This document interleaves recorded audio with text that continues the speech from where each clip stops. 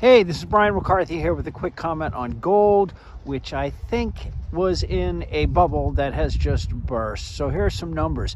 At the peak in January, around 5,500 an ounce, the total market cap of above ground gold was in excess of 37 trillion US dollars. That was up by over 20 trillion in the last, say, 2.5 years.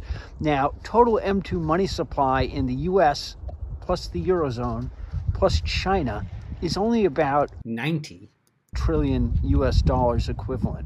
So there are two narratives driving the gold trade.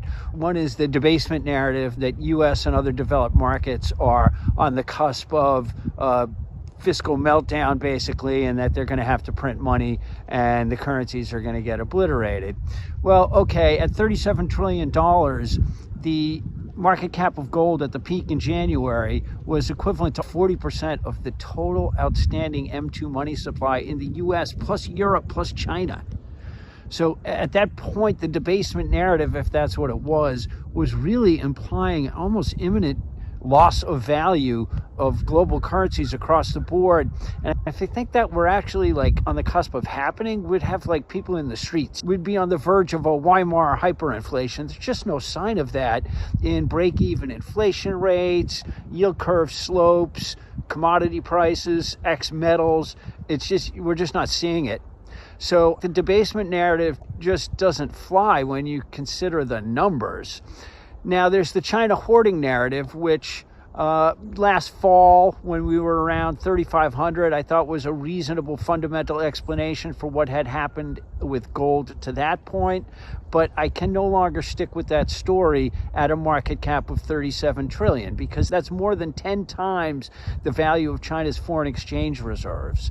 It's more than 1.5 times the dollar value of all bank deposits held by households in China. So, the idea that even China, where the numbers are big, can be hoarding an asset to drive the market cap from 15 trillion in 2023 to 37 trillion in January, it just doesn't make sense. Now, you don't need, $10 trillion of funds to go into gold to move the market cap by 10 trillion, of course, right? Some small fraction of that pushes the price higher, and as long as current holders don't sell, the entire market cap expands. And when you're in a sentiment bubble, that can happen. And I think what we saw is at the peak in January, that bubble had taken the total market cap of gold, again, $37 trillion, to numbers that just don't make any kind of fundamental sense based on either a debasement narrative or a China hoarding narrative. So we're seeing the air come out of the bubble. Highs in gold are in for possibly many years. To me, the next stop is something like 3,000 or 3,500. And then again, we can reassess these, narratives, particularly the China hoarding narrative, because I think there is a motivation for China to hoard both precious and industrial metals to prepare for a possible decoupling. And again, back at 3,000, we can have a discussion about whether that makes sense. At 5,500 and a market cap of 37 trillion, I'm hard pressed to find any story in which that makes fundamental sense at all. It was a bubble.